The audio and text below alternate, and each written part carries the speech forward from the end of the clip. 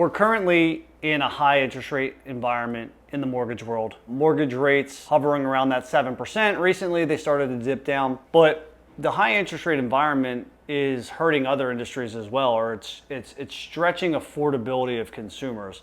When you talk about high interest rate market that we're currently in, auto loan rates are affected, credit card rates, personal loans, student loans, everything that is lent by the bank, whatever that may be, those rates are higher. That causes an issue with affordability, not only in the mortgage world, because obviously mortgage rates being higher and impacted by that will affect your monthly mortgage payment, but trying to get approved and buy a house, we're also considering what the car payment is, what the credit card payments are, what the personal loans are. So all of that going up a little bit really impacts the person's ability to afford more home. So that's just one of the hurdles that we're dealing with in a high interest rate environment. In a high interest rate environment, when we're qualifying people to buy homes, we're really looking at the affordability across that entire spectrum. And what we're trying to do is find solutions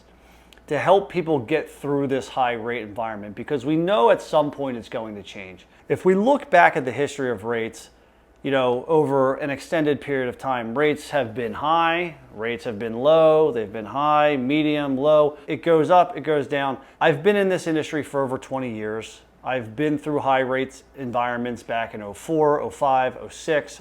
I've seen markets crash. I've seen bottom of the barrel rates. One thing I'm confident in is that rates will change from what they are right now. Where my expertise comes in experiencing those markets, is talking about them, talking about solutions that we've used in the past that may have been irrelevant for the past 10 years when rates are low, and creating strategies for individuals to help them get through a period of time that can be tight financially. One of my primary goals as a loan originator is to provide solutions in all markets. Obviously, this market is challenging financially for a lot of people. And so what we don't want to do is continue to provide the same solution and ask people to work around what it is. Now, there are circumstances where that has to be the case, but there's also opportunities to use products like adjustable rate mortgages,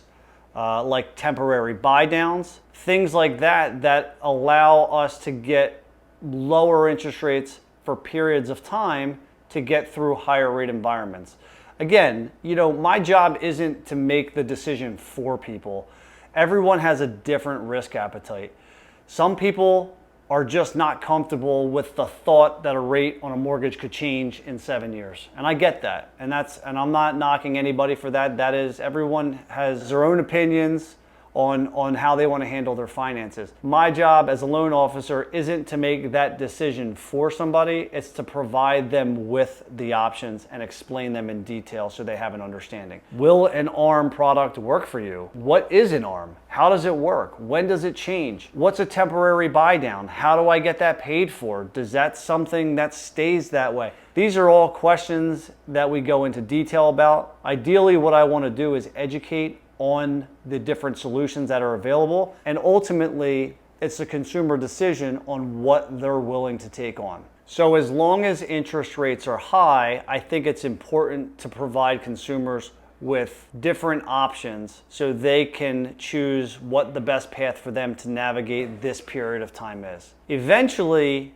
what we're going to see is we'll see rates start to ease. And I think we're seeing signs of that already. Ultimately, where that goes is uncertain. We don't know yet. But as the market changes, my job as a loan officer is to change with it. I don't want to provide one solution through 5 different markets.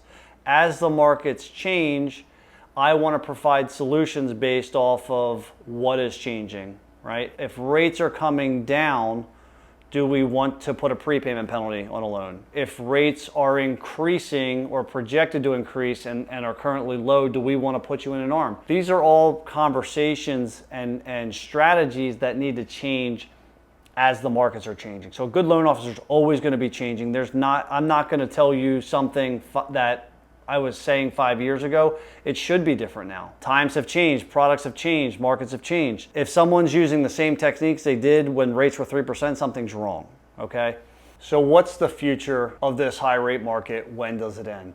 Well, as I mentioned earlier, we're already seeing signs of that change. We're seeing the job market start to weaken. We're seeing inflation come down. We're seeing easing on interest rates. Coming up in September with the Fed's next meeting, there's potential of a rate reduction there. Assuming this all continues to play out, we should be in a healthier mortgage environment later this year and into next year.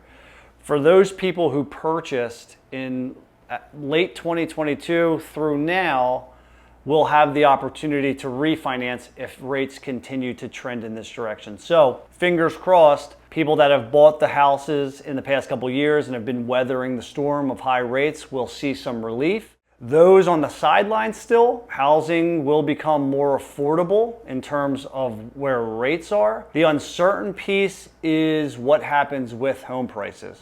Inventory is still extremely low. You know, if we just look at basic supply and demand, the demand is good. It's not great, the demand of people that want to buy, but the supply of homes available is still really low. And so with rate relief, I think it'll be a good thing for people that already own homes.